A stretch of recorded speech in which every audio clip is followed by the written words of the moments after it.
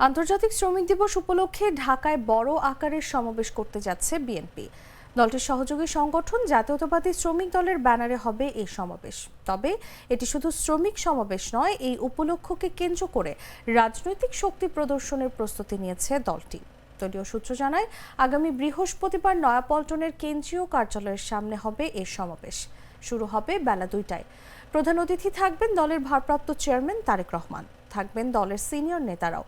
BNP বলছে, সমাবেশ ঘিরে রাজধানী সহ আশপাশের জেলা থেকে নেতাকর্মীরা ঢাকায় আসবেন।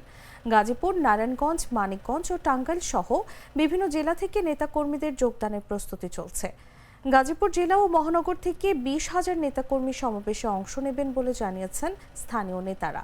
বিএনপি নেতারা বলছেন, জাতীয় নির্বাচনের দাবিতে রাজপথে চাপ তৈরির অংশ হিসেবেই দেখা হচ্ছে এ সমাবেশকে।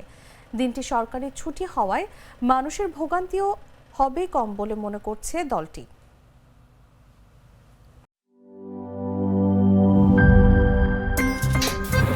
আমার একটা স্মার্ট সিদ্ধান্তে 25% গ্যাসের খরচ কমেছে। ভাবছেন কিভাবে?